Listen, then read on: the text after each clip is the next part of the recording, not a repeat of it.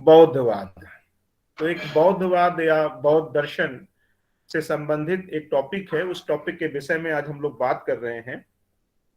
उसके बारे में हम बात करें तो उससे पहले थोड़ा सा आप लोगों से कुछ इतिहास के बारे में, हालांकि मुझे बहुत बड़ा इतिहास का मैं ज्ञाता नहीं हूं, ना मुझे इतिहास के बारे में बहुत पता है, लेकिन फिर भी आप लोगों से ये थोड़ा सा जानना चाहेंगे, यदि किसी को पता हो तो वन बाय वन सबको अपना माइक ऑन करने की जरूरत नहीं है, कि ये जो बौद्ध धर्म या जैन धर्म, दो धर्म आते हैं, एक बौद्ध धर्म और एक जैन धर्म आते हैं, इन दोनों धर्मों के उदय के पीछे रीजन क्या थे, कारण क्या थे?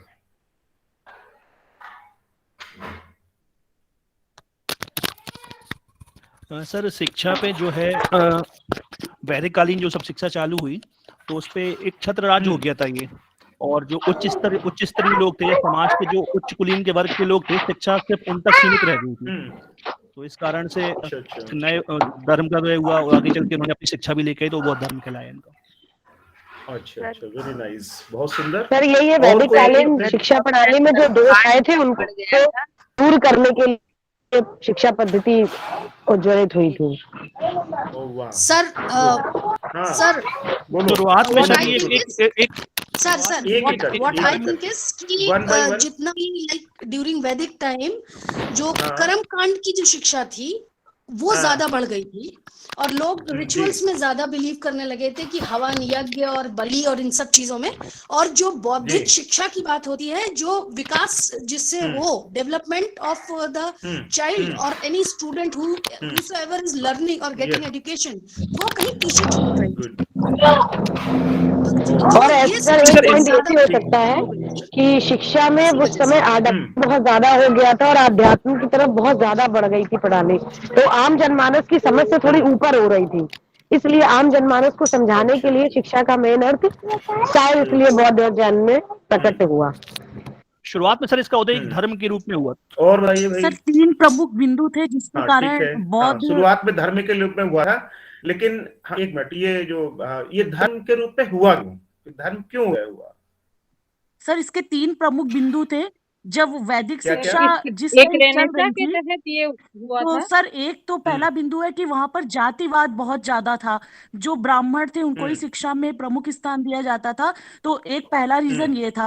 और दूसरा रीजन ये था सर कि जन शिक्षा का अभाव था, मीन्स जैसे शूद्रों को शिक्षा के लिए वहां पर मौका नहीं मिल रहा पॉइंट ये था। और जो वैदिक काल में सर भाषा की क्लिष्टता, सर जो वैदिक सर जो वैदिक शिक्षा है उसमें विशुद्ध संस्कृत को ही शिक्षा का माध्यम बनाया गया था, जो जनमानस के लिए आसान नहीं थी। तो सर ये भाषा की क्लिष्टता भी कहीं ना कहीं एक रीजन था कि बौद्ध दर्शन का उदय हुआ, और बौद्ध ने जो है स्थानीय भाषाओं को शिक्षा का माध्यम बनाया, जैसे पाली भाषाएं जो स्थानीय भाषाएं थी उस समय की, उनको शिक्षा का माध्यम बनाया। तो सर ये 3 रीजन थे।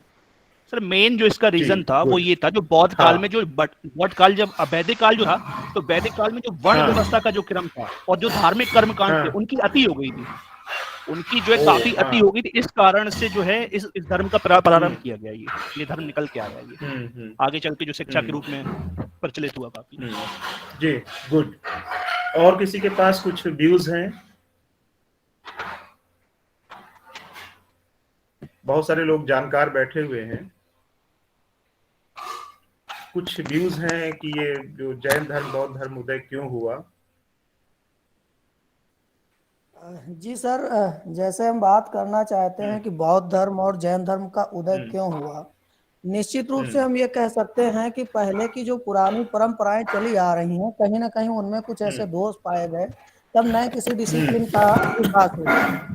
अगर हम प्राचीन परंपरा की बात करें या प्राचीन शिक्षा पद्धति की बात करें, ऋग्वैदिक कालीन शिक्षा की बात करें, तो वहां पर वो नेचर स्टडी की बात की जा रही है। एक अच्छी मान लीजिए प्राकृतिक तौर में हम शिक्षा को प्राप्त करने की बात करते हैं, लेकिन वहीं से कुछ ऐसी चीजें निकल करके आने लगी धीरे धीरे कि जैसे ही हमारा प्रवेश उत्तर वैदिक काल की तरफ हो रहा है, तो वो शिक्षा कर्म कांडों पर आधारित हो रही और वहां पर एक जाति विशेष का एकाधिकार हो जा रहा है। अब वो जो जाति विशेष का एकाधिकार है सर, वो एक खड़ी व्यवस्था लेकर के आ गई, जिसमें ब्राह्मण, क्षत्रिय, वैश्य और शूद्र एक खड़ी व्यवस्था हो गई। तो अब उसमें क्या है कि जैसे ब्राह्मणों को शिक्षा लेने का और शिक्षा देने का पूरा अधिकार हो गया, क्योंकि थोड़ा सा यहाँ जाति की व्यवस्था है और जाति पर ज्यादा प्रहार न करते हुए उस समय विचारों को क्रिएट करने वाले और विचारों को प्रयोग करने वाले जो लोग थे, बनाते थे और उनका प्रयोग करते थे, ये केवल अधिकार सिर्फ उन लोगों के पास हो गया। जबकि जब हम बहुत प्राचीन व्यवस्था की बात करते हैं सर, वहां पर हमारे समाज का वो बौद्धिक वर्ग जो जाति व्यवस्था में नहीं बटा हुआ था, वो बौद्धिक वर्ग इस समाज को लीड करने के लिए काम कर रहा था। वो उसमें कोई कास्ट नहीं थी, चाहे वो नीचे के शूद्र हो, वैश्य हो, और या फिर क्षत्रिय हो या ब्राह्मण हो। तो ब्राह्मण का जो शब्द था वो अपने आप में बहुत ब्रॉड था, लेकिन जैसे उत्तर वैदिक काल में आते हैं तो इस पर स्पेशलाइजेशन हो गया, एक जाति व्यवस्था के रूप में निकल करके आई। और ये जाति व्यवस्था सर ऐसी निकल करके आई जो दरवाजे थे शिक्षा के, जो किसी प्रकार से हर कोई अपनी शिक्षा को प्राप्त करने का प्रयास कर लेता था, वो यहाँ पर पूरी तरह से बंद कर दिए गए। यहाँ पर शूद्रों को तो ये मान लिया गया कि इनका जन्म लेना ही यहाँ पर ध्रुव कार्य हो गया। ऐसी ये भारतीय व्यवस्था हुई जहाँ पर शिक्षा लेना और देना इनके सिस्टम से बाहर हो, केवल इनका कार्य था कि सेवा करना। और जबकि अगर क्षत्रियों की बात करें तो उनके लिए एक डिसिप्लिन डिजाइन की गई कि ये समाज की रक्षा करेंगे, तो उनको सैनिक शिक्षा की बात की गई है। तो वहीं पर अगर हम वैश्य लोगों की बात करें तो उनको, उन लोगों के लिए एक व्यावसायिक शिक्षा की बात होती है। लेकिन शूद्रों को क्या, शूद्र और अति शूद्रों की जब बात हम करते हैं तो ये एक ऐसा डिसिप्लिन तैयार किया गया उत्तर वैदिक काल में कर्मकांडों के आधार पर, जो मजबूरी में एक ऐसे धर्म का उदय आना स्वाभाविक था जो इन व्यवस्थाओं को पूरी तरह से खत्म किया। तो ये व्यवस्था रियली वास्तव में जब गौतम बुद्ध आते हैं तो उनके द्वारा जब बौद्ध धर्म का उदय होता है और इस बौद्धिस्ट के द्वारा हमारे समाज को एक नई दिशा मिलती है सर। हम निश्चित रूप से ये कह सकते हैं कि जब जैसे ही बौद्ध धर्म आया तो मोक्ष के दरवाजे जो खोलने की बात कही जाती है प्राचीन शिक्षा व्यवस्था में, गुरुकुल प्रणाली में, ये सब गुरुकुल प्रणाली, दुनिया प्रणाली, ये सब बेकार की चीजें रही हैं। ये इनमें केवल एक अधिकार रहा। लेकिन जब हम बौद्ध शिक्षा प्रणाली में आए तो बौद्ध शिक्षा प्रणाली ओपन टू ऑल, हर किसी को दरवाजे खोले। और ये वैसा धर्म था जिस समय अगर हम शिक्षा की दृष्टिकोण से देखें तो ये बहुत ही समृद्ध और संपन्न धर्म रहा, जो बहुत अच्छी अच्छी बातें कही। उस समय के जो नालंदा विश्वविद्यालय, विक्रमशिला, जो आज विश्वविद्यालय विश्व गुरु के रूप में उस समय इस्टेब्लिश हो चुका था, जिसे आज भी हम सर इसको इस्टेब्लिश नहीं कर पा रहे हैं। भारत को विश्व गुरु बनाने की श्रेणी में जा रहे हैं, विश्वविद्यालय में गुरु ही नहीं उपस्थित है। तो ये स्थिति है सर आज के समय में। लेकिन अगर आगे हम बढ़ करके देखते हैं तो थोड़ा सा जो बौद्धकालीन शिक्षा पद्धति, इसमें भी कुछ थोड़े से दोष आए। जैसे इसमें स्त्रियों की शिक्षा के लिए थोड़ा सा प्रहार हुआ, लेकिन आगे चल करके फिर इस पर भी वो बात आई कि स्त्रियों की शिक्षा के लिए भी बात की गई है और स्त्रियों को शिक्षा मिली। को-एड एजुकेशन को लेकर के से शिक्षा पर उन्होंने थोड़ा सा वो किया। लेकिन निश्चित रूप से अगर शैक्षिक जगत में किसी भी प्रकार से इस अपने राष्ट्र का उदय होने की अगर हम बात करते हैं तो वो बौद्धकालीन शिक्षा प्रणाली से हो रहा है, क्योंकि ये माना जाता है कि हमारा भारत जो देश है ये बुद्ध का देश है, युद्ध का देश नहीं। आज जो युद्ध जैसी स्थितियां उत्पन्न हो रही हैं सर, निश्चित रूप से हमें उस बुद्ध के गौरव की बात करना चाहिए। उन्होंने किस प्रकार से इस शिक्षा व्यवस्था को संचालित किया। अगर उन विश्वविद्यालयों को, नालंदा, विक्रमशिला जैसे विश्वविद्यालयों की कल्पना की जाए तो आज भी हमारा देश समृद्ध और संपन्न हो सकता है। और यूनिवर्सिटी जो विश्वविद्यालय आज बने हुए हैं, ये कहीं न कहीं बौद्धकालीन शिक्षा से आज भी हम उस लेवल पे नहीं पहुंच पा रहे हैं जो बौद्ध धर्म हमें दे करके चला गया। सर ये इसका महिमा मंडन तो काफी, इसका काफी महिमा मंडन, बौद्धकालीन शिक्षा का काफी महिमा मंडन हो गया। लेकिन इस शिक्षा प्रणाली का एक सबसे बड़ा दोष था कि जो फिजिकल हैंडीकैप्ड हैं, जो किसी प्रकार के उनके बच्चों को शिक्षा से बिल्कुल नेग्लेक्ट कर दिए गए थे, बिल्कुल बाहर कर दिए गए। हाँ, ये बात मैंने बोला कि इसके दोष रहे, इसने भी कहीं ना कहीं हम लोग ये कह नहीं सकते हैं कि ये जो है सबसे बेहतर है, ऐसा नहीं कह सकते। हाँ, तो ऐसा अब हम लोग जो है देखिए, हर प्रकार की शिक्षा पद्धति चाहे वो प्राचीन कालीन रही हो या आज की रही हो, सब में गुण और दोष दिखाई पड़ते हैं। क्योंकि गुण और दोष, मेरिट डिमेरिट, ये दोनों साथ चलते हैं। जैसे दिन और रात, रात दिन, दुख सुख, ये सब साथ चलते हैं। किसी में कुछ प्लस है, किसी में कुछ ज्यादा माइनस है, ये सब चलती रहती है। दूसरी बात, हम लोगों का जो मेंटल लेवल है वो अपने आप में बहुत ऊपर है, बहुत ऊपर है। और हम लोगों ने पर्सनालिटी को पढ़ा है, साइकोलॉजी को पढ़ा है, और साइकोलॉजी हमेशा ये कहती है कि हमें व्यक्ति के व्यक्तित्व का आदर करना चाहिए। व्यक्ति के व्यक्तित्व का आदर करना चाहिए। वो व्यक्ति क्या बोल रहा है, किस प्रकार से बोल रहा है, हमें उसे सुनना चाहिए। और आपस में, और हो सकता है कि वो जो बोल रहा है उसमें भी हमें कुछ अच्छा मिल जाए। एक और बात, जैसे हम लोग टीचर होते हैं तो हमें, जैसे विद्यार्थी है, कई बार आपने देखा होगा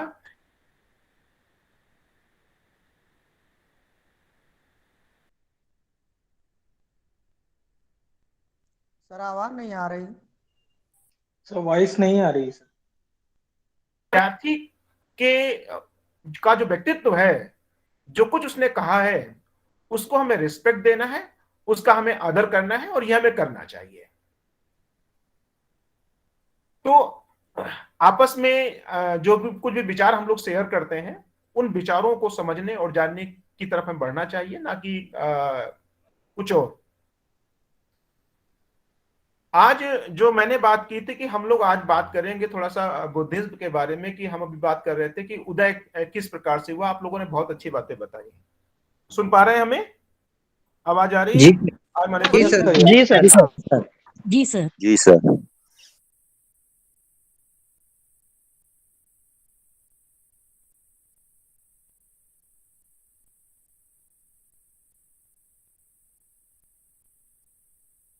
सर फिर चली गई आवाज।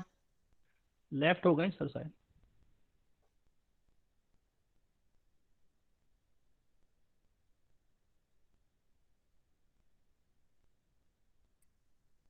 सर नहीं है क्या? सर लग रहा है लेफ्ट हो गए शायद।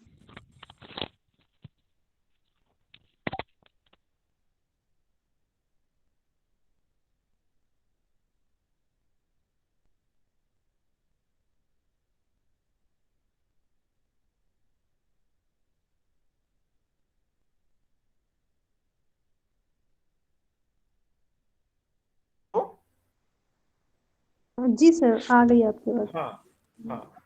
तब उसमें जो है दोष पैदा होते हैं। यदि हमारे व्यक्तिगत निहित ना टकराएं तो किसी भी इंस्टीट्यूशन के पीछे या किसी भी लॉ के पीछे कहीं कोई दोष पैदा नहीं होगा। एग्जाम्पल के रूप में अगर हम कहना चाहें कि जैसे मान लो 5 दोस्त मिल करके हम कोई स्कूल एस्टेब्लिश करते हैं, कोई कॉलेज एस्टेब्लिश करते हैं, और वो जब 5 दोस्तों ने एक कॉलेज एस्टेब्लिश किया तो उनका मोटो बहुत अच्छा था कि हम सब मिलकर के इस कॉलेज को चलाएंगे। और उसका एक मोटो है, या वो मोटो सोशल सर्विस भी हो सकती है, अपना एक व्यवसायिक कार्य भी हो सकता है, और हमने ये सोचा कि इसमें से जो भी इनकम होगी वो हम सब आपस में शेयर करेंगे। हम लोगों ने इस मोटो को ध्यान में रख करके हमने कोई संस्था एस्टेब्लिश की। लेकिन अगर उन 5 व्यक्तियों में से किसी के मन में भी अगर कोई गलत विचारधारा आ जाए, या ये भावना आ जाए कि यार ये तो इसका हिस्सा ऐसा करे हमें ज्यादा मिल जाए, हम कुछ ऐसी एक्टिविटी करें कि ज्यादा इससे हम कमाने लगे, इन लोगों को ना मिले, तो जब ऐसी भावनाएं आने लगती हैं तो वो संस्था जो है वो गर्त की तरफ जाने लगती है, पतन की तरफ जाने लगती है। उसी प्रकार के दोष कहीं ना कहीं वैदिक शिक्षा में भी पैदा हुए। हमें मालूम है, हम लोगों ने पढ़ा है, जाना है कि सिंधु घाटी सभ्यता के बाद जिस किसी सभ्यता का जन्म हुआ, वो सभ्यता हमारी कौन सी सभ्यता कहलाई? वैदिक सभ्यता कहलाई। और वैदिक सभ्यता का काल जो निश्चित रूप से वो 600 ईसा पूर्व से लेकर के 1500 ईसा पूर्व तक, यानी 1500 ईसा पूर्व से लेकर के 600 ईसा पूर्व के बीच का जो काल है, वो जो है वो वैदिक सभ्यता का काल कहा जाता है। और इस काल को 2 भागों में बांटने की कोशिश की जाती है, एक उत्तर वैदिक काल और एक पूर्व वैदिक काल। पूर्व वैदिक काल, जिसको ऋगु वैदिक काल भी कहा जाता है। तो दो पार्ट में बांटने की कोशिश की जाती है। अब ऋगु वैदिक काल में एक जो वर्ण व्यवस्था की हम लोग बात कर रहे थे, सब लोगों ने बात की वर्ण व्यवस्था के बारे में। तो ऋगु वैदिक काल के 10वें मंडल के पुरुष सूक्त में ये जो वर्ण व्यवस्था है इसका वर्णन है। और कहा यह जाता है कि उस समय की जो वर्ण व्यवस्था थी वो वर्ण व्यवस्था जाति आधारित नहीं थी। वो जो वर्ण व्यवस्था थी कैसी थी? वो कर्म पर आधारित थी। कर्म पर आधारित थी, जाति पर आधारित नहीं थी कि जो जैसा कर्म करेगा वो उस वर्ण में गिना जाएगा। जैसे यदि कोई शिक्षण का कार्य करेगा तो उसे ब्राह्मण कहा जाएगा, और यदि कोई सैनिक का काम करेगा, राजा का काम करेगा तो उसे क्षत्रिय कहा जाएगा। यदि कोई व्यापार करेगा तो उसे वैश्य कहा जाएगा। यदि कोई मजदूरी करता है, यदि कोई मजदूरी को जैसे खेतों में काम करना है, वहां काम करना है, तो उसे क्या कहा जाएगा? या घरों में सेवा करनी है तो उसे कहा जाएगा, यानी सेवा का जो कार्य करेगा और उस टाइप की सेवा जिसमें फिजिकल लेबर बहुत ज्यादा इन्वॉल्व होता हो, उसे सूद की संज्ञा दी गई। और ये जो व्यवस्था थी ये कैसी थी? ये व्यवस्था हमारी कर्म आधारित थी, जाति आधारित नहीं थी। यानी उस समय की व्यवस्था ये थी कि मतलब शूद्र भी राजा हो सकता था। आर्यों ने जो व्यवस्था बनाई थी स्टार्टिंग में, उसके हिसाब से शूद्र भी राजा हो सकता था, क्योंकि उस समय की जो व्यवस्था कैसी थी? कर्म पर आधारित थी, जन्म पर आधारित नहीं थी। लेकिन जब हम उत्तर वैदिक काल की तरफ बढ़ते हैं, यानी 10,000 ईसा पूर्व के पीछे की तरफ जब हम लौटने की कोशिश करते हैं, तब स्थितियां ये आई कि कुछ लोगों के दिमाग में क्या आया? लालच आया। वही हमने कहा, लालच आया। और वो लालच ऐसा बढ़ा जिसने वैदिक सभ्यता की अंत की तरफ बढ़ा। वैदिक सभ्यता की अंत की तरफ बढ़ा वो लालच। अब उसी लालच की जो हम लोग बात करते हैं कि जैसा कि आपने कहा कि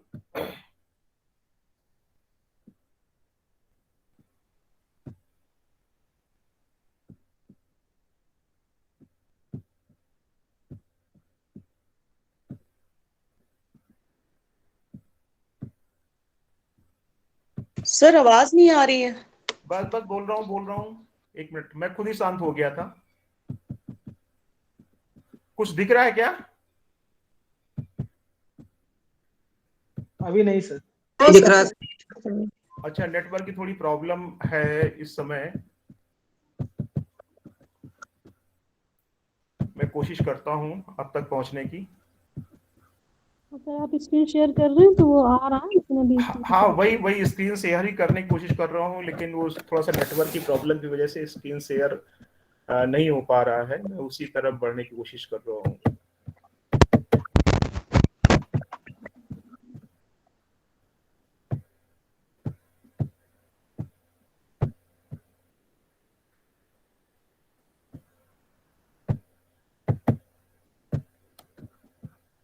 चलिए, अच्छा देखते हैं। ठीक है, जैसे होगा अपने आप। मेरी आवाज आ रही है? जी सर जी सर। हाँ, चलिए मैं कोशिश करता हूँ जैसे सेव सामने आए। हाँ, सामने आएगी। तो वो मैं कह रहा था कि उस समय की जो व्यवस्था थी, हमने कहा था कुछ लोगों के दिमाग में एक लालच पैदा हुआ, और उस लालच ने जो वैदिक व्यवस्था थी उसको तहस नहस करके रख दिया। अब लालच कैसे पैदा हुआ? लालच ये पैदा हुआ कि जो लोग शिक्षण का काम करते थे, टीचिंग का काम करते थे, उनको हम लोग क्या कहते थे? उनको हम लोग कहते थे ब्राह्मण। क्या कहते थे उनको? ब्राह्मण। अब उनके हिसाब से आप जितने भी लोग बैठे हो, ये सारे, यदि हम जो ऋग वैदिक काल की जो व्यवस्था है उसके हिसाब से अगर हम बात करें, कुछ हो रहा है? जी सर, स्क्रीन आ गई। यस सर, आ गई। चलिए, हाँ चलिए, नो सर। बहुत यस सर। नहीं नहीं आ रही सर। अरे आ गई सर जी, आ गई नहीं आ रही सर। आ गई। अभी नहीं आई है सर। नहीं आई। हमारी तरफ आई नहीं, कुछ नहीं दिखाई दे रहा सर। सर आ गई। चलो, कुछ लोगों को पता आ जाएगी, सबको पता आ ही जाएगी। धीरे धीरे उम्मीद करते हैं आ जाएगी। सर हमारे में कुछ नहीं आ रहा है। रजनी मैम सर, आवाज आ भेज दो। चलिए, आवाज सुनिए, अपने आप आ जाएगी। थोड़ा सा नेटवर्क जैसे थोड़ा सा जो अपने आप आ जाएगी, क्योंकि हम लोग घर वाले मोबाइल वाले नेटवर्क से काम कर रहे हैं तो दिक्कत थोड़ी हो सकती है। ठीक है, ठीक है सर, कंटिन्यू करिए। तो उसमें ये हमने कहा कि अब उस हिसाब से हम सारे लोग क्या हैं, अपने आप में ब्राह्मण हैं, क्योंकि हम लोग सब लोग क्या करते हैं, शिक्षण का काम करते हैं। तो शिक्षण काम करने वाला सारे लोग जो है, जो वर्ण व्यवस्था के जो आर्यों की बनाई हुई अर्थव्यवस्था थी, ऋग्वैदिक काल की व्यवस्था थी, उसके हिसाब से हम लोग क्या है, ब्राह्मण हैं। हम सब लोग ब्राह्मण हैं। अब यहाँ माइक्रोफोन प्लीज ऑफ कर लीजिए अपना, ठीक है। तो उस प्रकार से हम सारे लोग क्या हैं, ब्राह्मण हैं। और इसमें से चाहे जो भी बैठा हो, प्लीज माइक्रोफोन ऑफ कर लीजिए। देश दीपक, आप ऑडियो ऑफ कर लीजिए। सर हमारे में शो होने लगा रीजन ऑफ ओरिजिन। जी सर, ठीक है, रीजन ऑफ ओरिजिन। बहुत अच्छी सर होने लग गया सर। अब उसमें क्या था कि उसमें जो है ब्राह्मण, उनको कहा जाता था तो शिक्षण का काम करते थे। अब ये जो मेन जो बात मैं बताना चाह रहा हूं, जो कहना चाह रहा हूं, कि मेन बात ये थी कि ब्राह्मण किसे कहा गया था। तो ब्राह्मण का तर्क दिया गया था कि जिसे ब्रह्म का ज्ञान हो। ब्रह्म को बहुत बड़े अर्थ में लिया गया है कि जो इस ब्रह्मांड को बनाने वाला है, करने वाला है, उसको क्या कहा गया था, ब्रह्म कहा गया था। और ब्रह्म का ज्ञान रखने वाले को ब्राह्मण कहा गया था। क्योंकि उस समय जो ब्राह्मण का काम था, वो काम था कि किस तरीके से हमें समाज को एक ऐसा रास्ता दिखाना है, एक ऐसे रास्ते की तरफ लेके चलना है कि अंत में उसे मोक्ष की प्राप्ति हो जाए, यानी वो ईश्वर में मिल जाए, ईश्वर के साथ उसका मिलन हो जाए, परमात्मा में वो विलीन हो जाए। उसकी तरफ ले जाने को जो काम करता था, उसको ब्राह्मण कहा जाता था, क्योंकि उसे ब्रह्म का ज्ञान होता था। यदि आप पुराने जो वैदिक कालीन ऋषि मुनियों की बात करें, तो उनको आप देखिए कि उनके अंदर कहा जाता है कि उनमें इतना अंतर ज्ञान था, अपने योग के दम पर, अपने तप के दम पर, कि वो जिसको चाहते थे उसको भी बुला लेते थे। चाहे बड़े से बड़े देवता का आह्वान करते थे, प्रकट हो जाया करते थे। क्योंकि उन ब्राह्मणों को, उन ऋषियों मुनियों को यह मालूम था कि हमें ब्रह्म तक कैसे पहुंचना है, ब्रह्म के पास तक पहुंचने का रास्ता क्या है। तो वही काम जो लोग करते थे उनको ब्राह्मण कहा जाता था।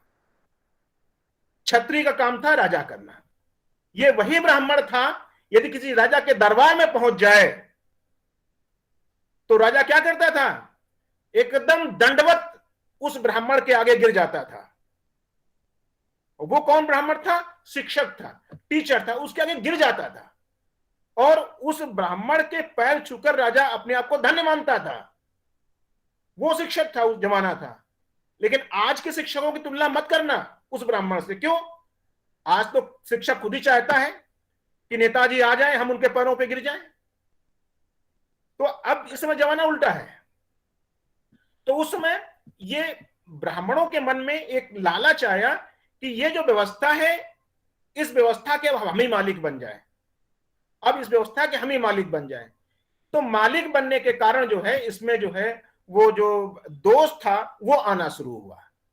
और उसके बाद अब हुआ क्या कि ब्राह्मणों ने डिक्लेयर कर दिया कि हम सबसे ऊपर हैं। ब्राह्मणों ने यह डिक्लेयर कर दिया कि हम सबसे ऊपर हैं और क्षत्रिय हमसे नीचे हैं, उनसे नीचे वैश्य हैं, फिर शूद्रों की अपने आप में कहीं कोई गणना नहीं है, इनकी कहीं कोई गणना नहीं है। यानी ब्राह्मणों ने कहा कि सबसे हम ऊपर हैं। और यह कहा कि ये जो अब जाति व्यवस्था हो गई है, यहीं से स्टार्ट हुई कि जो अगर ब्राह्मण कुल में यदि जन्म ले लेगा तो ब्राह्मण कहलाएगा और ये सबसे ऊपर होंगे। और उस समय की स्थितियां ऐसी आई कि ब्राह्मणों ने कुछ इस प्रकार की लिपिबद्ध चीजों को किया कि जिससे कि हर व्यक्ति उसको ना उसको पढ़ पाता था, ना उसको लिख पाता था, ना उसको समझ पाता था। तो ये बहुत बड़ा जो मामला था वो ये था, जिसकी वजह से जो बौद्ध धर्म का जो उदय है, जैन धर्म का उदय का जो कारण उसके पीछे जो भागता है वो ये भागता है। दूसरी बात ये कही जाती है कि ब्राह्मणों ने अपने आप को डिक्लेयर कर दिया कि हम सबसे बड़े हम ही हैं, सबसे सर्वे सर्वा हम ही हैं। और यही, और दूसरी बात, अब क्षत्रियों का मामला क्या रहा। क्षत्रियों ने यह सोचा कि यार शासन हम करते हैं, प्रशासन हम चलाते हैं, लड़ाई झगड़ा करना होता है तो जान हम देते हैं, मरने के लिए हम जाते हैं। तो भाई ये ब्राह्मण कैसे बड़े हो गए? ये कैसे बड़े हो सकते हैं? जान हम देते हैं, युद्ध हम लड़ते हैं, प्रशासन हम चलाते हैं, इनके खाने पीने की व्यवस्था हम करते हैं, फिर ये बड़े कैसे हो गए? फिर एक और वर्ग था, कौन वर्ग था? वैश्य वर्ग था। वैश्य वर्ग ये सोचता था कि यार सारा टैक्स केवल हम देते हैं। भाई ब्राह्मण टैक्स देता नहीं था, ब्राह्मण टैक्स देता नहीं था, क्षत्रिय टैक्स लेता था, टैक्स देता नहीं था। केवल वैश्य ही एक ऐसा वर्ग था जो टैक्स देता था, जिससे व्यवस्था चलती थी, और शूद्रों के पास टैक्स देने का कोई प्रश्न ही नहीं था। तो वैश्यों की को सबसे बड़ी जो दिक्कत थी वो ये थी कि यार टैक्स तो सारा हम देते हैं और हमें 3rd नंबर पर रख दिया गया, हमें 3रे नंबर पर रख दिया गया, ये कैसे हो सकता है? तो इन्होंने कहा नहीं, ऐसा नहीं है कि मेरा भी जो है सम्मान होना चाहिए, मेरा भी कहीं कहीं मान होना चाहिए। तो इनको भी किसी एक ऐसे वर्ग की जरूरत थी, एक ऐसे धर्म की जरूरत थी जहां इनको सम्मान मिल सके, मान मिल सके। तीसरी बात, चौथी बात शूद्रों की आती है। तो शूद्र बड़ा प्रताड़ित था, बड़ा कष्ट में था, तो उसको चूंकि उसकी तो कहीं कोई गणना ही नहीं थी, उसको केवल नाम सुनता था कि भगवान होते हैं, ईश्वर होते हैं, ये मंदिर है, मंदिर में जाने से भगवान मिल जाते हैं, वहां जाने से ये मिल जाता है। लेकिन इस शूद्र को मंदिर में जाने की मनाही थी, उसको भगवान से मिलने की मनाही थी। इस वजह से ये वर्ग भी परेशान था, और सबसे ज्यादा पॉपुलेशन इसी वर्ग की थी। तो ये लोग भी एक ऐसे धर्म की तलाश में थे जहां भी इनको सम्मान मिल सके, मान मिल सके। तो ये जो पहला कारण था जो इस जैन बौद्ध धर्म के उदय के पीछे, वो ये कारण था क्या कि वर्ण व्यवस्था, और वर्ण व्यवस्था में भी क्या था? जन्म मूलक। जन्म मूलक की वजह से एक कारण था कि जो एक ऐसे धर्म की तलाश कर रहे थे लोग जहां इनको सम्मान मिल सके। एक और बहुत बड़ी वजह थी जिसकी तरफ मैं आपका ध्यान खींचना चाहूंगा। क्या बड़ी मामला था? व्यवस्था यह थी कि एक प्रकार के अपराध के लिए, एक ही प्रकार के अपराध के लिए ये चारों को अलग अलग दंड की व्यवस्था थी। अपराध एक है, एक ही प्रकार का अपराध है, लेकिन शूद्र को अलग दंड मिलेगा, वैश्य को अलग दंड मिलेगा, क्षत्रिय को अलग दंड मिलेगा, और ब्राह्मण को अलग दंड मिलेगा। ये 4 दंड जो है विधाएं अलग अलग कर रखी थी। एग्जाम्पल के रूप में अगर आप बहुत पीछे की तरफ जाने की कोशिश करें तो पहले हमारे देश में, अभी भी कमी नहीं है, रेप बहुत होते थे। मैं एग्जाम्पल ले रहा हूं, और भी बहुत सारे एग्जाम्पल ले सकते हैं। रेप, हम थोड़ा सा रेप की तरफ बढ़ते हैं क्योंकि ज्यादा समझने के में काम आएगा। अब रेप यदि कोई शूद्र करता है तो उस कंडीशन में शूद्र को उसका हुक्का पानी बंद, तमाम प्रकार के पनिशमेंट, और पनिशमेंट के बाद हो सकता है कि उसके सर के पूरे बाल मुड़वा करके गांव में माला डाल के पूरे उसमें घुमाया जाता था, और उसको देश से, मतलब उसको देश या राज्य से निकाल दिया जाता था। ये जो दंड व्यवस्था थी शूद्र के लिए थी। वैश्य के लिए उससे कम व्यवस्था थी। क्या व्यवस्था थी कि वैश्य बोले कि अच्छा आपने ऐसा काम कर दिया है, चलो ऐसा करो कि इनको 1 बकरी दे दो, इस लड़की के घर वालों को एक बकरी दे दो या 1 गाय इनको दे दो, और आज को ऐसा मत करना, और बात खत्म हो गई। क्षत्रियों के लिए भी यही व्यवस्था थी कि भाई अगर क्षत्रिय के लड़के ने कहीं अगर ये काम कर दिया, किसी क्षत्रिय ने ये काम कर दिया, तो उनके लिए उससे भी कम दंड की व्यवस्था थी। यानी कि आपने अगर ऐसा काम किया है तो आप जो है इसको 10,000 स्वर्ण मुद्राएं इसको दे दो, और आपका जो दंड है जो है वो माफ हो गया, और अब ऐसा मत करना। ब्राह्मण के मामले में क्या होता था कि ब्राह्मण को कुछ नहीं देना होता था, और केवल यह कहा जाता था कि ऐसा करो कि इनसे कहो, इनसे सॉरी बोलो कि अब आज के बाद ऐसा नहीं करोगे। तो इस प्रकार की जो दंड व्यवस्था थी, इससे भी जो ये नीचे वाले तीनों वर्ग थे वो बड़े आहत थे। ये बड़े हाथ थे, तो इनको भी एक ऐसे धर्म की जरूरत थी जहां इनको मान सम्मान बराबर का मिल सके। चोरी में भी इसी प्रकार के दंड दिए जाते थे। शूद्र ने चोरी कर ली तो उसका हाथ काट दिया जाएगा। वैश्य ने अगर चोरी कर ली है तो उसकी भरपाई अन्य चीजों से हो जाती थी, लेकिन उसके हाथ पैर नहीं काटे जाते थे। क्षत्रिय ने अगर चोरी की है तो उसको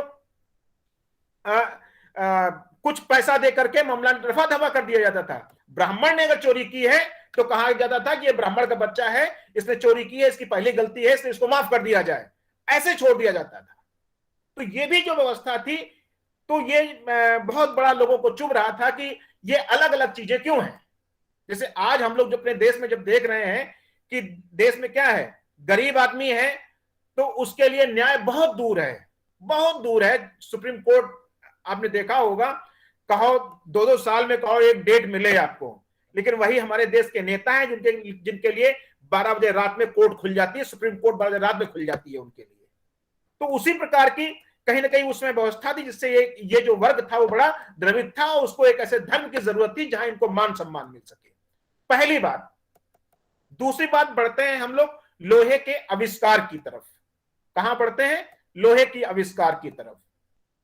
लोहे का जब आविष्कार हुआ, जब लोहे का आविष्कार हुआ तो खेती करना आसान हो गया।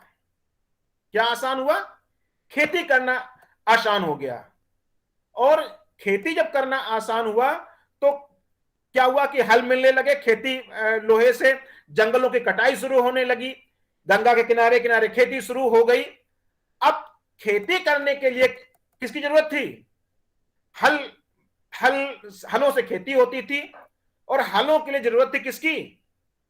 बैलों की जरूरत थी। हलों के लिए बैलों की जरूरत थी। और बैल किससे आते थे? गायों से प्राप्त होते थे। बैल किससे प्राप्त होते थे? गायों से प्राप्त होते थे। और आपको यह विदित होगा कि उत्तर वैदिक काल में बलि प्रथा अपने चरम पर थी, और खास तौर से जब वो समय आता है करीब 500-600 के ईसा पूर्व के आसपास का, उस समय बलि प्रथा अपने चरम पर थी। गायों की बलि दी जाती थी, बैलों की बलि दी जाती थी। और ऐसा वर्णन है देवी देवताओं के बारे में कि अगर इंद्र है तो उनको ऐसा बैल चाहिए, और अगर शनि है तो उनको ऐसा बैल चाहिए, और फलाने हैं तो उनको ऐसा बैल चाहिए, ऐसी गाय चाहिए। तो गायों की बलि दी जाती थी। बलि क्यों दी जाती थी? उसके पीछे रीजन है। क्या रीजन है? कहते गाय को बड़ा पवित्र माना जाता था, पवित्रता के कारण गाय की बलि दी जाती थी। जैसे आजकल आप लोग घरों में पूजा करते हैं तो अगर फूल भी अगर मंदिर में चढ़ाते हैं तो धो के चढ़ाते हैं पवित्र हो जाए, तुलसी भी अगर चढ़ाते हैं तो धो के चढ़ाते हैं पवित्र हो जाए। तो पवित्रता के कारण गाय की बलि दी जाती थी, और बलि प्रथा बड़े चरम पर थी। और बलि का जो प्रसाद है वो फिर सब में बंटता था, हर एक व्यक्ति में बंटता था। और बलि का जो प्रसाद है उसको कहा जाता था मधुपर्क। मधुपर्क, गाय के मांस को जो उस समय कहा जाता था मधुपर्क, चूंकि उसे पवित्र माना जाता था गाय को। और इस बात का वर्णन मिलता है कि गाय का जो मांस था वो 5 लोगों में जरूर बंटता था। किसमें? एक जो पूजन कार्य, जो पूजा कार्य करवा रहा ब्राह्मण, वो लेता था, पहला हिस्सा ब्राह्मण को मिलता था। ऐसे ही कहा जाता है कि जो आचार्य होता है उसको उसका हिस्सा मिलता था। साथ ही साथ जो स्नातक पढ़ा लिखा व्यक्ति होता था उसको मिलता था, और जो घर का कोई मेहमान है उसको मिलता था। और एक और कोई कई 4-5 लोग ऐसे छांटे गए थे जिनको वो चीज दी जाती थी निश्चित रूप से, कि गाय का मांस जो है उनको दिया जाता था, उसको पवित्र माना जाता था, और लोग उसको बड़े चाव से उसको इस्तेमाल करते थे, खाते थे। इस वजह से गाय बहुत बड़े मात्रा में उस समय कट रही थी। और यहां तक कि जो मेहमान आते थे, जो कि मेहमानों को हम लोग पहले मेहमानों को देवता तुल्य माना जाता था, देव माना जाता था, और इसलिए आज भी हम जो है हम लोग अपने मेहमान को बड़ा रेस्पेक्ट देते हैं। तो उस समय जो मेहमान होता था उसका स्वागत जो है वो गाय के मांस से ही किया जाता था, जिसे गोग्न कहा जाता है, जिसे गोग्न कहा जाता था। और इस वजह से जब गाय बहुत बड़ी मात्रा में कटने लगी तो बैलों और बैल भी कटने लगे, तो मामला क्या आया कि खेती करना मुश्किल हो गया। बैल नहीं होंगे तो खेती कहां से होगी? तो जिसकी वजह से जो वैश्य वर्ग था बड़ा नाराज हो गया कि भाई हमारा तो खेती काम चौपट हो जा रहा है, जो खेती काम उसमें वैसे ही करते थे। तो खेती में व्यवधान उत्पन्न होने की वजह से ये जो है बड़ा ये वर्ग जो है ये पूजा पाठ वाली पद्धति से बहुत नाराज था कि ये जो हिंसा वाली पद्धति है ये छोड़ी जाए और किसी ऐसे धर्म की तलाश की जाए जहां हिंसा ना होती हो। तीसरी की तरफ बढ़ने की कोशिश करते हैं हम लोग, सिक्कों का प्रचलन। क्या आया? सिक्कों का प्रचलन।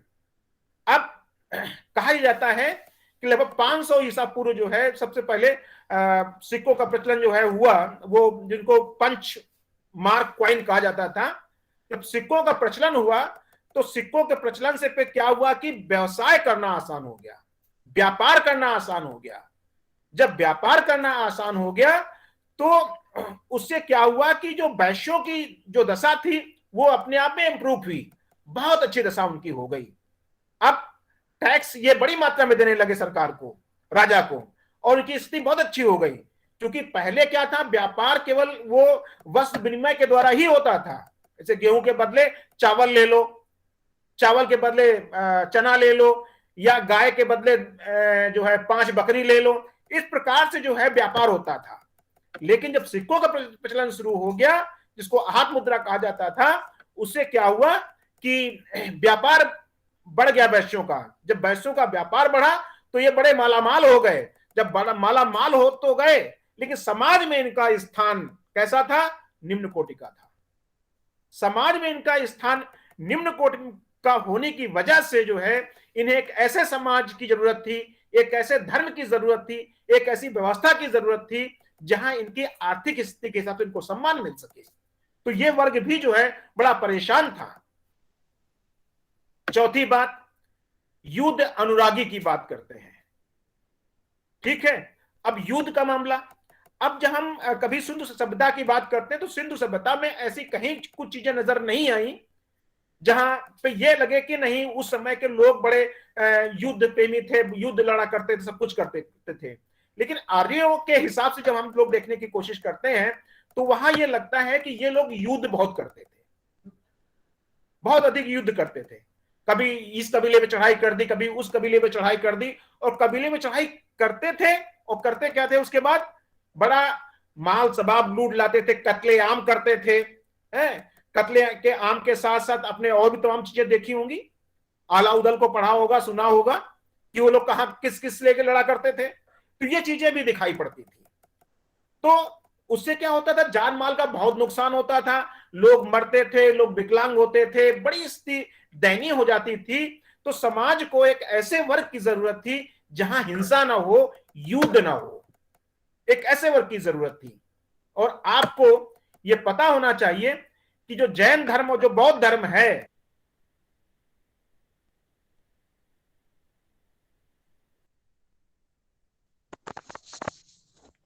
सर आवाज नहीं आ दोनों रही। लोगों, हालांकि कहें ये सब क्षत्रिय वंश के थे, शाक्य वंश क्षत्रिय वंश के थे। इन क्षत्रियों के द्वारा चलाए हुए दोनों धर्म है। हालांकि जैन धर्म तो ऋषभ देव ने बहुत पहले शुरू किया था, लेकिन मेन जो है नाम जो है वो इन्हीं का जो है आने की कोशिश होती है। तो ये जो कारण थे वो जो है जैन धर्म बौद्ध धर्म के दिखाई पड़ते हैं। और भी बहुत सारे कारण हो सकते हैं। इसके कारण से कहा जाता है लगभग जो है उस समय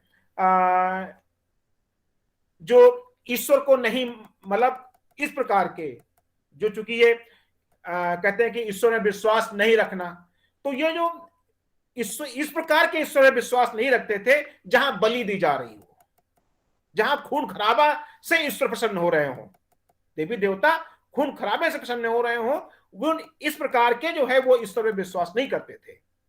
इस प्रकार से लगभग कहा जाता है कि उस ड्यूरेशन में लगभग 62 प्रकार के जो है धर्मों का उदय हुआ, लगभग 62 धर्मों का उदय हुआ, जिसमें मुख्य रूप से जो है वो जैन धर्म और बौद्ध धर्म था।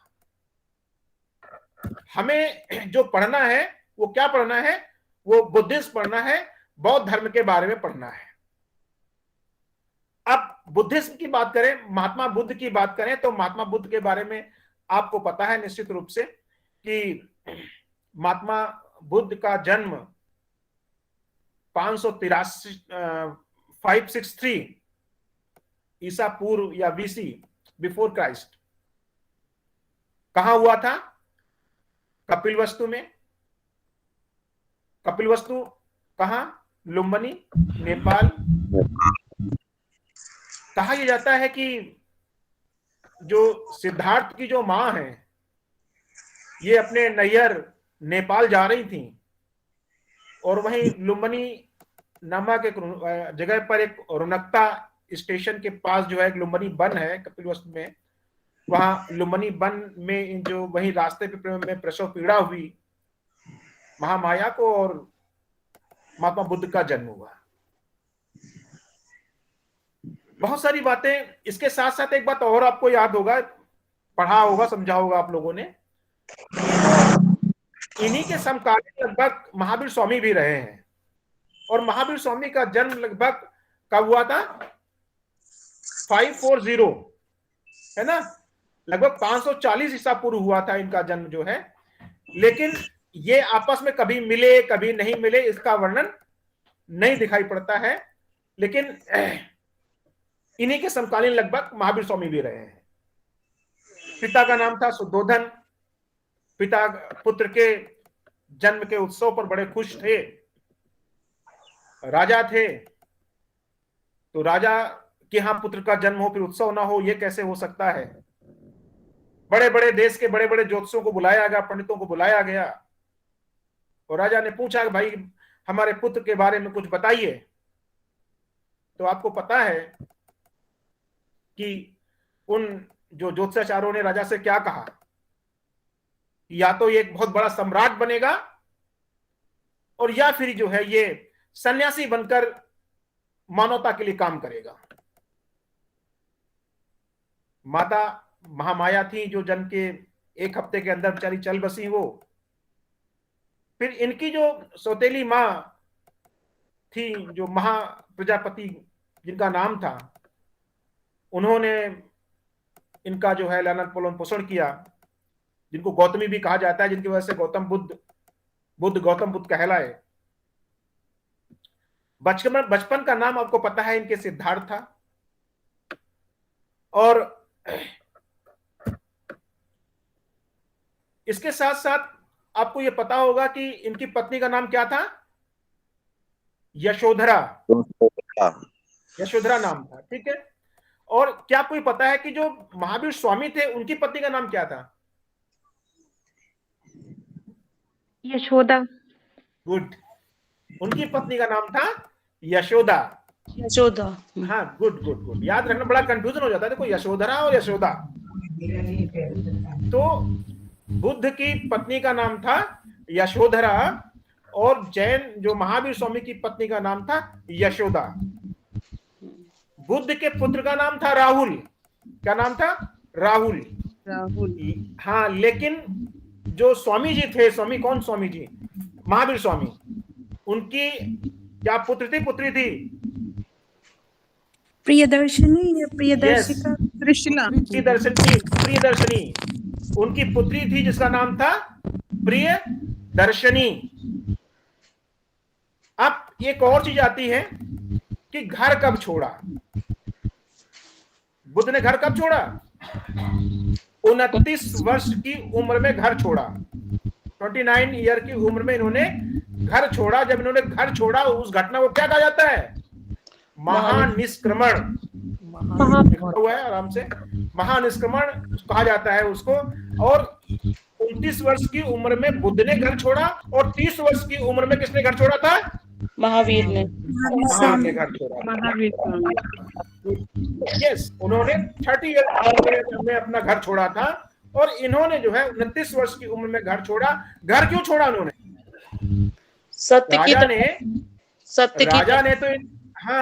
राजा ने तो इनके लिए बहुत सारी व्यवस्थाएं कर रखी थी भाई। जब ज्योतिषियों ने कहा कि या तो ये सम्राट बनेगा, बहुत बड़ा सम्राट बनेगा, और नहीं तो फिर ये सन्यासी बन जाएगा। अब आप ये सोचिए, कोई मेरे से कहे, कोई जोशी मेरे से कहे कि साहब आपका बेटा बड़ा होकर सन्यासी बन जाएगा, यकीन मानो कि मेरे दिल पे क्या गुजरेगी। सन्यासी कोई नहीं बनाना चाहता अपने बच्चे को कि सन्यासी बन जाए। और मैं जिस सन्यासी की बात कर रहा हूं वो आज के सन्यासियों से अलग है, क्योंकि आज का सन्यासी बनना तो बड़ा फायदे की सौदा है। आज का सन्यासी बनना तो बड़ा सब फायदे का सौदा है। लेकिन मैं जिस प्रकार के राज्य चला रहे हैं, आज के सन्यासी तो राज्य चला रहे हैं सर। अरे खैर उधर मैं नहीं जाऊंगा। तो हमने कहा कि वैसा सन्यासी जैसा राजा ने सुना, तो राजा को तो दुख तो होना ही होना था। तो साहब राजा ने क्या किया कि ऐसी सुविधा जुटा रखी थी कि मेरे पुत्र को ये आभासी ना हो कि दुख क्या होता है, दुख क्या होता है, उस तरफ सोच ही ना पाए कि दुख क्या होता है। तो सारी सुविधाएं हर प्रकार के, कहा जाता है ऐसा कि हर प्रकार के मौसम के हिसाब से इनके लिए महल और सब चीजें जो है तैयार करा दी गई थी ताकि इन्हें दुख का एहसास ना हो। लेकिन फिर भी आपको पता है कि घूमने निकले तो पहले एक वृद्ध को देखा, बूढ़े आदमी को देखा, और फिर एक बीमार आदमी को देखा, फिर क्या देखा, एक मृत आदमी को देखा, और चौथी बार फिर उन्हें सन्यासी को देख लिया। और जब इन्होंने बूढ़े आदमी को देखा तो अपने सारथी किससे पूछा, क्या नाम सारथी का नाम था? चन्ना। आप लोगों ने या मैंने तो इंटरमीडिएट स्कूल में एक किताब चलती थी light of Asia, light of Asia, उसमें भाई हम लोग बहुत पढ़ते थे इनको। हाँ लाइट ऑफ एशिया हाँ लाइट ऑफ एशिया हम लोग बहुत पढ़ते थे इनको, और बड़ा मजा आता था इनको पढ़ने में। तो उसी में पढ़ा था। तो जब उन्होंने चन्ना से पूछा भाई चन्ना ये मैटर क्या है, तो चन्ना ने उनको समझाया कि साहब एक समय के बाद आदमी ऐसे ही हो जाता है, और बूढ़ा आदमी कैसे चलता है आप लोग जानते ही हो, हाथ में लाठी है, सब कुछ है, और धीरे धीरे चल रहा है। फिर एक उन्होंने बीमार व्यक्ति को देख लिया। जब इन्होंने बीमार को व्यक्ति को देख लिया फिर चन्ना ये मैटर क्या है, तो चन्ना ने कहा साहब ये ऐसा मैटर है। तो फिर उनको बोले यार यस ये तो बोले बड़ा गड़बड़ है। फिर उन्होंने जो है एक मृत व्यक्ति को देख लिया जिसके आगे लोग जो है जिसको 4 कंधों पे रखे लोग जा रहे थे और पीछे लोग आवाज लगा रहे थे, बहुत सारे लोग रो रहे थे। तो उन्होंने देखा कि भाई ये मैटर क्या है, तो चन्ना ने कहा साहब ये तो सबको होना है। फिर दूसरे दिन उन्होंने एक सन्यासी को देख लिया, और वो सन्यासी जैसे कोई दिख नहीं, आराम से मस्त है, उसे कोई दिख नहीं। बोले सन्यासी साहब है। बोले सन्यासी कैसे? बोले साहब इसे कोई मतलब नहीं है, ये अपने आप में मस्त है, इसको ना मरने से मतलब है ना जीने से मतलब है, दिन देने से कोई मतलब नहीं है। बोले सबसे अच्छा तो यही है। तो बोले तो अब उनके दिमाग ने वहीं से पलटी खाई, और 29 वर्ष की उम्र में अपने पिता और अपने पुत्र, धन संपत्ति, अपनी पत्नी, सबको छोड़ करके एक घोड़े पर बैठ के चन्ना सारथी के साथ जो है वो निकल पड़े।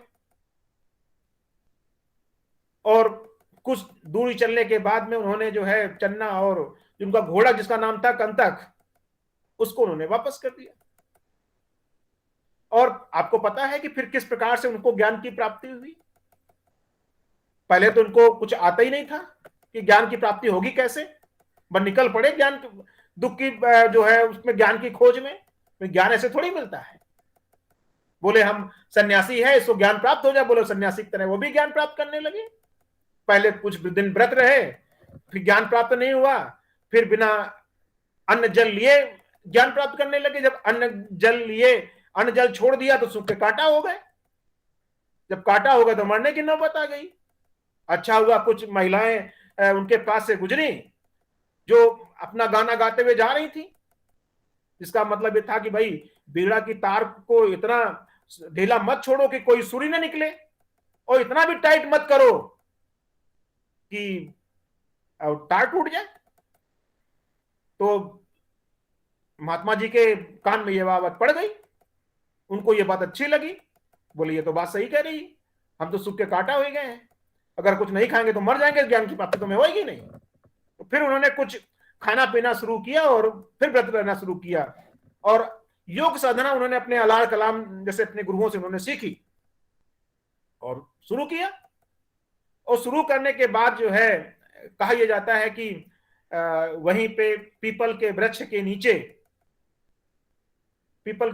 नीचे जो है वहीं ये भाई जो कि हमारे वैदिक पुराणों में इस बात की मान्यता है कि पीपल सबसे पवित्र पेड़ होता है, और पीपल क्या होता है, देवता का उसमें वास होता है। तो पीपल के नीचे बैठ करके अपना पूजा पाठ करने लगे, और कहा जाता है कि एक सुजाता नाम की एक महिला थी जिसको बच्चे शायद नहीं हो रहे थे, तो उसने उस पीपल, भाई हम ही लोग तमाम देवताओं से पूजा पाठ करते हैं, कोई दिक्कत होती है तो उसने भी पूजा मांगी उस पीपल से कि हे पीपल के देवता, यदि हमारे पुत्र की प्राप्ति होगी तो बढ़िया सोने की थाली में हमको खीर बना के खिलाएंगे। अब उस महिला को पुत्र की प्राप्ति हो गई, बड़ी प्रसन्न हुई, वो इतनी प्रसन्न हुई कि कुछ दिन के बाद जो है वो बढ़िया सोने की थाली में बेहतरीन खीर बना के वो पीपल को चढ़ाने आई, पीपल देवता को। अब देखा उसने बुद्ध बैठे हुए, तो उसको ये लगा कि शायद यही पीपल के देवता हैं, ये नीचे आ गए। तो उसने जो है वहीं देखा और जो भोजन था वो चढ़ाया उसने, और कहा कि जिस प्रकार से मेरी मनोकामना पूर्ण हुई है, हे देव आपकी भी मनोकामना पूर्ण हो जाए। तो कहा जाता है कि उसी रात जो है इनको महात्मा जी को ज्ञान प्राप्त हो गया। और ज्ञान जहां प्राप्त हुआ वो कौन सी नदी थी? निरंजना नदी। निरंजना नदी के तट पर उनको जो है ज्ञान प्राप्त हुआ। अक्सर जो है जो लोग कंपटीशन देते रहते हैं जीके वाले, उनके अक्सर ये प्रश्न आ जाते हैं कि उनको ज्ञान किस नदी के तट पर प्राप्त हुआ था, तो वो कौन सी नदी थी? निरंजना नदी थी। और कौन सा पेड़ था? पीपल का पेड़ था, जिसको बोधि पेड़ कहा जाता है, बोधि पेड़ कहा जाता है, बोधि वृक्ष। हाँ वही बोधि वृक्ष कहा जाता है। और इसको जो गौड़ वंश का जो शासक था शशांक, उसने इसको कटवा दिया था। हालांकि फिर ये बड़ा हो गया, और आज हालात ये है कि वर्ल्ड से जहां बौद्ध धर्म को मानने वाले लोग रहते हैं, वहां से बड़े बड़े इंजीनियर जो बौद्ध धर्म में आस्था और विश्वास रखते हैं, वो इस पेड़ को देखने के लिए, इस पेड़ की बारीकियों को, कहीं ये पेड़ कमजोर तो नहीं हो रहा है, उसके लिए जो भूगर्भ विज्ञानी हैं वो आते हैं और देखते हैं कि इस पेड़ को बनाए रखने के लिए हम क्या करें। उसके हिसाब से जो है उसकी हिफाजत के लिए आते हैं आज। तो उसको जो है वो बोधि जो है वृक्ष कहा गया, पीपल के, जहां चूंकि उनको जो है बुद्ध को जो है वहां ज्ञान प्राप्त हुआ था। क्या आपको पता है कि जो महावीर स्वामी थे उनको किस वृक्ष के नीचे ज्ञान प्राप्त हुआ था? बट वृक्ष। यस, वट वृक्ष, साल का पेड़ था जहां उनको ज्ञान प्राप्त हुआ था। अच्छा, नदी कौन सी थी जिस नदी किनारे वो ज्ञान प्राप्त हुआ था? फल्गु नदी, Rijupalika. Yes, Rijupalika. Yes, good. तो वो जो नदी थी वो ऋजुपालिका नदी थी, जहां स्वामी जी को ज्ञान प्राप्त हुआ था, और महात्मा जी को जहां ज्ञान प्राप्त हुआ था वहां जो है हाँ निरंजना नदी थी जहां इनको ज्ञान प्राप्त हुआ था। पहला उपदेश जो है इन्होंने अपना जो, उसके बाद उन्होंने अपना पहला उपदेश जो है दिया। उस पहले जब उपदेश दिया उसको कहा जाता है, किस नाम से जानते हैं उसको? धर्म चक्र परिवर्तन। धर्म चक्र परिवर्तन के नाम से उसको हम लोग जानते हैं। सारनाथ में दिया था, 5 ब्राह्मण सन्यासियों को जो है इन्होंने वो ज्ञान पहली बार दिया था। और उसके बाद कहा जाता है कि इनका जो महापरिनिर्वाण आप जिसको कह रहे हैं वो 483 ईसा पूर्व, वो कुशीनारा, समझ रहे ना, कुशीनगर जी, कुशीनगर में जो है वो कसिया गांव है जो हिरण्यवती नदी के तट पर है। कसिया गांव में, जो कि देवरिया जिला है। अब जिला है कि नहीं देवरिया? Yes sir. क्यों भाई? जिला है सर, जिला है। कसिया गांव में जो है इनको जो है वहीं इनकी जो महापरिनिर्वाण इनको हुआ, और वो हिरण्यवती नदी के तट पर जो है इनका इस प्रकार से जो इनका जीवन खत्म हुआ।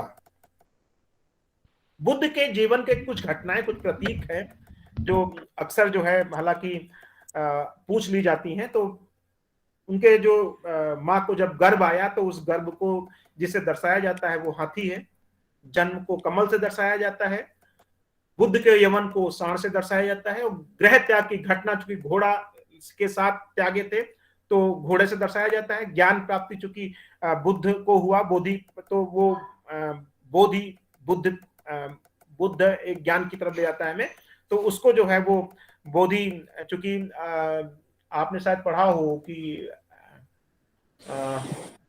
एक शुद्ध बुद्ध एक वर्ड आता है जो कि जैन दर्शन में उसका वर्णन मिलता है।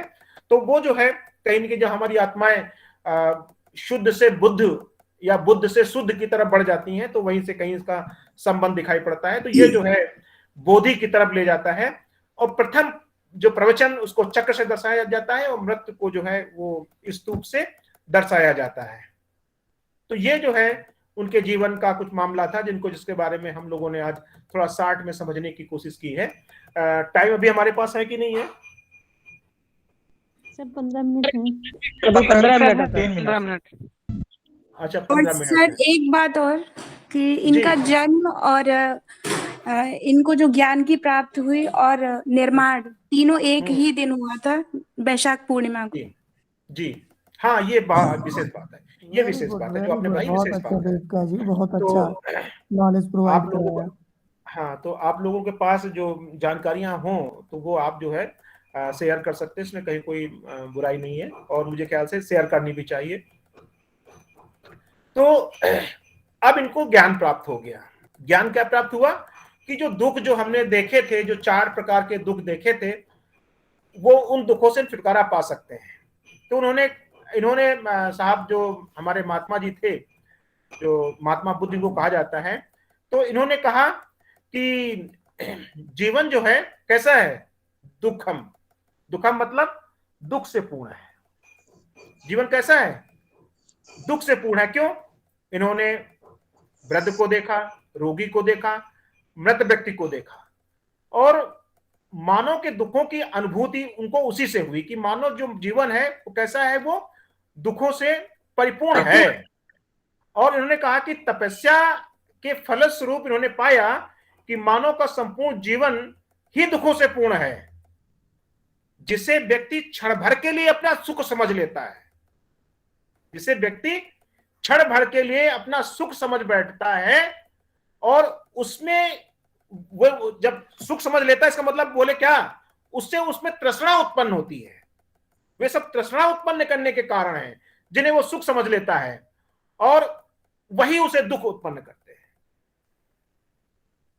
जिसे आप क्षण भर के लिए सुख समझ लेते हैं, किसी चीज के प्रति आपकी तृष्णा उत्पन्न हो जाती है, ये बुद्ध के हिसाब से। मैं ये नहीं कह रहा हूं आपसे कि आप निर्वाण को प्राप्त करें, आप घर छोड़ दें। आपको घर नहीं छोड़ना है, आपको तो गीता की तरफ बढ़ना है। गीता की तरफ बढ़ना है कि घर में भी रहना है और दुख के निवारण का कारण ढूंढना है, घर नहीं छोड़ना है। शायद मेरे ख्याल से बाद में बुद्ध को शायद हो सकता है समझ में आया हो महात्मा जी को कि घर छोड़ने से कोई फायदा नहीं है, लेकिन इन्होंने कहा कि क्षण भर के लिए जिसे आप सुख समझ लेते हैं, दरअसल वही दुख का कारण है, वही दुख का कारण है, क्योंकि उसमें क्या होती है कि तृष्णा उत्पन्न होती है। अब बुद्ध के हिसाब से अगर हम देखें तो हम तो हर चीज में सुख ढूंढने की कोशिश करते हैं, तो इसका मतलब क्या है कि हम खुद ही अपना दुख उत्पन्न कर रहे हैं, हम खुद ही अपना दुख उत्पन्न कर रहे हैं। हम किसी को मित्र बनाते हैं तो बड़ा हमें सुख मिलता है कि हमने किसी को अपना मित्र बना लिया, लेकिन अगर उस मित्र से कहीं जरा सी हमें तकलीफ होती है तो क्या होता है, हमें दुख उत्पन्न होता है। हमने मित्र ना बनाया होता तो दुख उत्पन्न नहीं होता। तो इन्होंने कहा कि संसार कैसा है, ये दुखमय है, इसे हम थोड़ी देर के लिए सुख समझ लेते हैं, दरअसल वही दुख का कारण है, और ये चीजें जो है दुख उत्पन्न करती हैं। बोले इन दुखों का दुख समुदाय का मतलब इन दुखों का कारण विद्यमान है, ठीक है। और कारण क्या है?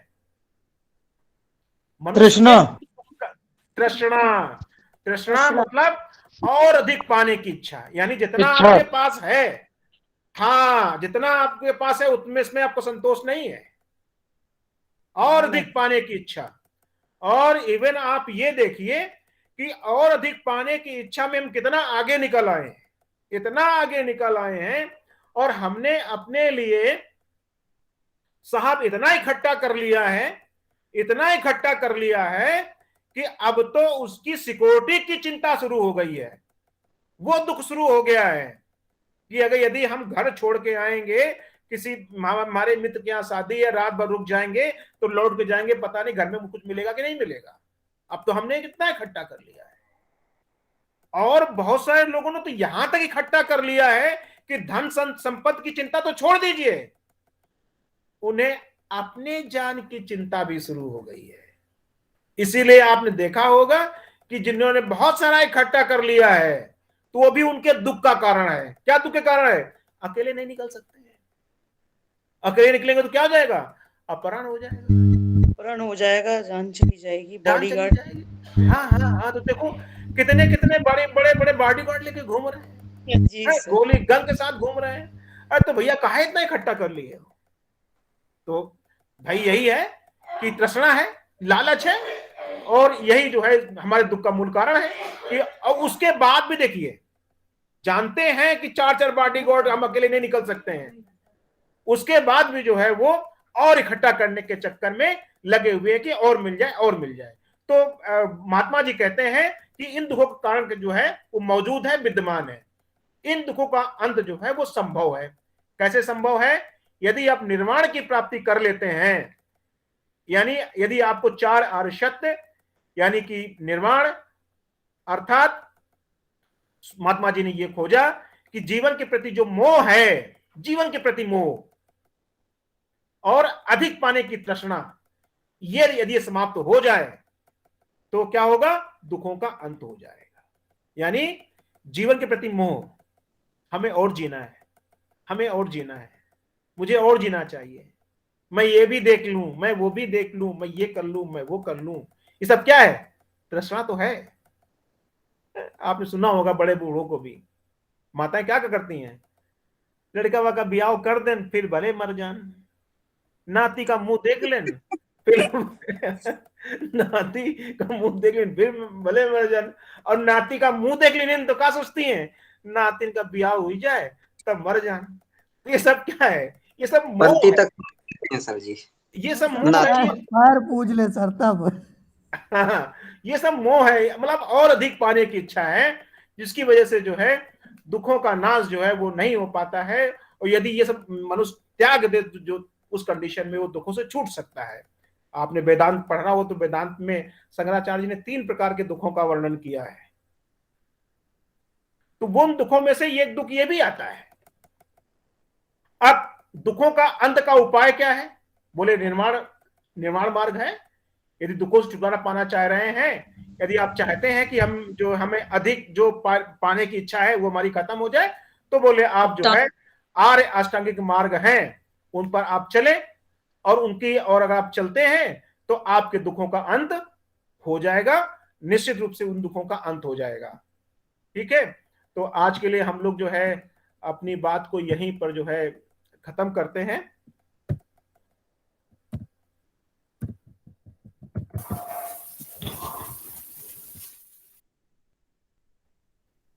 ठीक है भाई, तो आज की जो कहानी थी वो ये थी। किसी को कुछ बताना हो अपनी तरफ से स्वागत है। Thank you sir. Thank you sir, thank you sir, बहुत अच्छा सेशन था। Thank you sir. Thank you sir. बहुत सर बढ़िया एक क्वेश्चन क्लास पूछना है। चाहते थे। Thank you sir. हाँ पूछो भाई, सर एक क्वेश्चन, सर बस इतना जानना चाहते थे कि हाँ पूछ लो। सर बौद्ध ने जो शिक्षा दर्शन अपना दिया है आज के समय में उसकी क्या प्रासंगिकता है सर बौद्ध धर्म के? आज जो आप पढ़ रही हो ना, ये उसी के तो मामला है। ये सब उसी का तो मामला जो पढ़ रही हो, स्कूलों में पढ़ रही हो, आपके टीचर है, आपको सब नियम कानून फॉलो करने पड़ते, सब उसी की तो व्यवस्था है। ये सब उसी की देन है बौद्ध काल की। जो आपके कॉलेज में हेड होते हैं, आप कॉलेज में प्रिंसिपल होते हैं, सब बौद्ध काल की देन है। ये सब बौद्ध काल की देन है। हाँ, पक्के मकान, पक्के स्कूल जो होते हैं सब बौद्ध काल की देन है। तो और किसी का कोई प्रश्न ना? सुनीता है? Yes sir, yes sir. बोलो। सर वही पूछना था कि आप बोले थे कि सेशन के बाद बताएंगे मिड टर्म एग्जाम कब होगा। एक्चुअली आप तैयारी कर लो, मैं तो सोच रहा था कि मिड टर्म एग्जाम आपका 27, 28, 29 3 दिन में निपटा दिया जाए। सर ये online sir one more thing sir, one more thing, like whether it will be online और ऑफलाइन। तो ऑनलाइन के थ्रू जाना होगा ऑफलाइन होगा सर क्या एग्जाम्प्टेड कैटेगरी कैंडिडेट को भी देना होगा मिड टर्म एग्जाम? मैं दो अरे सर पूछ रहे हैं। हमने कहा ना दे लोगे तो थोड़ा आपने क्या पढ़ा थोड़ा समझ में आ जाएगा, नहीं देखो तो कोई बात नहीं। जी सर बस थोड़ा सा कंफर्म करना था। सर एक और चीज की मुझे लगता नहीं है कि अभी इतनी जल्दी ऑफलाइन होगा, मे बी दिस मंथ और मे बी नेक्स्ट मंथ के आधा महीना तो निकलेगा ही शायद, एज पर गवर्नमेंट की पॉलिसी जैसी समझ में आ रही है। तो सर जो इंटरनल असेसमेंट होना है तो वो सर कब होगा? एक्चुअली वो इंटरनल असेसमेंट भी आपका उसमें जैसे सिलेबस में लिखा हुआ है कि like there will be a presentation और on PowerPoint presentation internal assessment, ठीक है। और आपको मिला होगा नहीं मिला पहले जो आप जो रिसर्च का जो सिलेबस उसके पहले एक और शीट लगी होगी उसमें है, अगर नहीं मिली तो ग्रुप में डाल देंगे तो देख लेना, ठीक है, कैसी प्रकार से होना है। तो अगर सर इसमें पीपीटी प्रेजेंटेशन वगैरह भी तो बनाना होगा हम लोगों को। जी टॉपिक सर मेन चीज ये है ना sir let me complete sir इसकी मेन चीज ये है कि हमारे जो प्रेजेंटेशन होगा लाइक सर टॉपिक अलॉटमेंट हो जाए या क्या हो जाए जिससे कि सर रिपीटिशन ना हो चीजों का, जैसे मे भी हो सकता है कि सारे लोग many people will write on the same subject. Yes जी हाँ ओके हाँ इस बात को ध्यान में रखेंगे, ठीक। हाँ बोलो सीमा जी। हाँ सीमा जी बोलिए। सर ना ये भी और सर ये आवाज नोट सीमा जी आवाज क्लियर नहीं है, वॉइस नोट क्लियर। मैं ये कह रही थी कितने स्लाइड की हमें तैयार करनी होगी ये भी बताया जाएगा क्या उसमें हमें? अरे सीमा कैसी बात कर रही हैं आप, उसमें कुछ हो कितने पेज की कितनी साइड होनी चाहिए, ये डिपेंड करता है टॉपिक के ऊपर कि आप नहीं ये डिपेंड करता है, सुनो मेरी बात सुनो, ये डिपेंड करता है टॉपिक के, ये डिपेंड करता है टॉपिक के ऊपर कि हमारा टॉपिक कितने स्लाइड में समाप्त हो जाएगा, ठीक है। कोई उसके लिए कोई वो नहीं होता है। हाँ टाइम मिलेगा आपको पूरा टाइम मिलेगा अपने उस टॉपिक को प्रेजेंट करने के लिए, ठीक है। ओके सर एक आखिरी चीज और बता दीजिए सर, जैसे असाइनमेंट है पेपर 1 और पेपर 2 में sir in every assignment there are 2 things written, review of the research paper on PhD thesis and preparation and submission of research proposal, right sir. और सर दूसरे पेपर में भी same चीज है कि review on one of the policy document and sir ये हमें दोनों करने हैं दोनों पेपर में। हाँ दोनों ही करने हैं और जिसके पास नहीं है तो मैं ग्रुप हाँ सर आज मैं ग्रुप में डाल दूंगा, हो जाए ना, right sir, very well sir. और एक्चुअली है क्या कि लाइक हमें पता चल जाए कि हमें ये काम करना है, so that we can start at least start thinking about that कि हमको क्या क्या करना है। ओके सर ठीक है ना, ठीक है। मैं बस यही पूछना चाह रही थी आपसे। चलो थैंक यू सर, उसकी तरफ आपने ध्यान दिलाया, काम करेंगे उस पर, ठीक है। हाँ और बताइए कोई।